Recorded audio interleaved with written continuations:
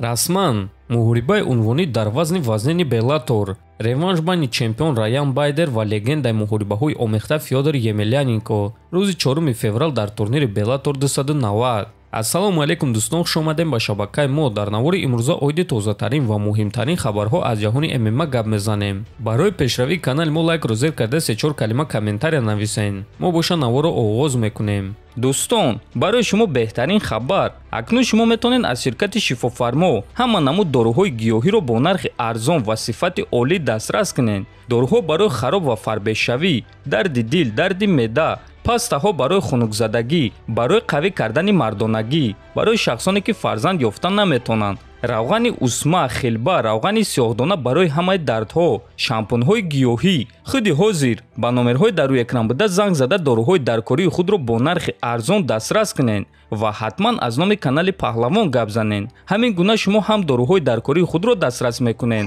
ва ҳам канали моро дастгирӣ мекунед. тобови ҷангори вазни нимёнаи UFC Билол Муҳаммад гуфт ки аз муҳорибаи унвонӣ зидди чемпион Леон Эдвардс дида барои ӯ муҳориба зидди Ҳамзат Чимаев муҳимтар аст. ба ман Ҳамзат Чимаевро диҳен. ӯ шахсе ҳаст ки ҳама ӯро беҳтарин дар ҷаҳон мешуморанд. бисёриҳо боварӣ доранд ки Ҳамзат любой рақиби худро зада метавонад ва дар ду вазн чемпион шуда метавонад. ман чӣ гуна ӯро шикаст доданро медонам ва боварӣ дорам ки ин корро карда метавонам.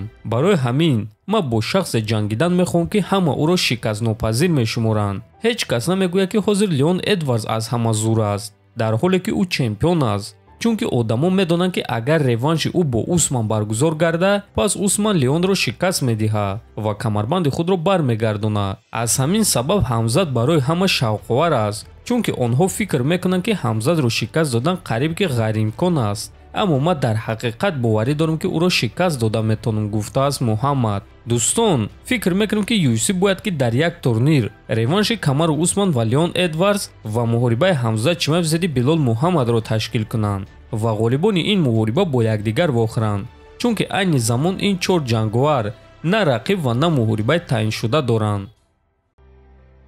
шаби гузашта ёрдамчии президенти ташкилоти ACA Асланбек Бадаев натиҷаи сол барои ташкилоти ACA баровард ва ба ҷангваро ҷоизасупорӣ кард ва дар ин рӯйхати ӯ варзигари тоҷик Аъзам Ғафоров низ ҷой гирифтааст. биён суханҳои Бадаевро гӯш мекунем.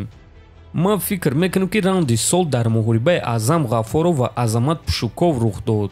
якум раунд 5 дақиқа онҳо ба якдигар беист зарбазанӣ мекарданд. ҳатто як сония онҳо намеистоданд. ин чиз хеле дурахшон буд. муҳориба дар стойка мегузашт. барои ҳамин ман раунди солро ба Аъзам Ғафоров ва Азамат Пушуков медиҳам, гуфтааст Асланбек. ва дӯстон, дар ҳақиқат ин раунд хеле раунди дурахшон буд ва бинем ки ин муҳориба ба Аъзам аллакай чанд ҷоиза овард ва дар байни садҳо муҳорибаҳои соли 2022 дар ташкилоти ACA якум раунди ин муҳориба раунди сол шуд. Аъзам доимо кӯшиш мекунад муҳорибаҳои нишон диҳад ки одамон боз чанд муддат ин муҳорибаҳои ӯро ба ёд оварда баҳра баранд. мо боз як маротибаи дигар Аъзам Ғафоров ва дастаи ӯро табрик мекунем.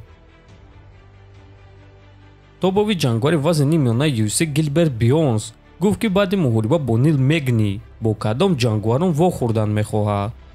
ман фикр мекунам ки реванши мо бо Ҳамзат Чимаев дер ё зуд баргузор мегардад. ҳамчунин муҳорибаи мо бо Билол Муҳаммад низ дер ё зуд баргузор мегардад. оиди Колби Ковингтон намедонам. маълум нест ки ӯ ба чӣ корҳо машғул аст. Масвидалро боша барои муҳориба зораву тавалло намекунам. муҳорибаи мо бо ӯ метавонист ки муҳорибаи калон шавад, аммо ӯ ин чизро нахост ва ман оиди ин чиз ғамгин нестам. умуман рӯйхати рақибони ояндаи ма чунин аст: Билол Муҳаммад, Ҳамзат Чимаев ва баъд чемпиони вазни нимёна.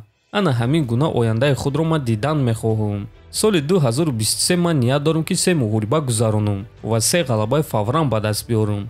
ман зориву тавалло намекунам ки ба ман муҳорибаи унвонӣ диҳанд. ман бо рафтор ва ғалабаҳои худ ин чизро сазовор мешавам, гуфтааст Бёрнс.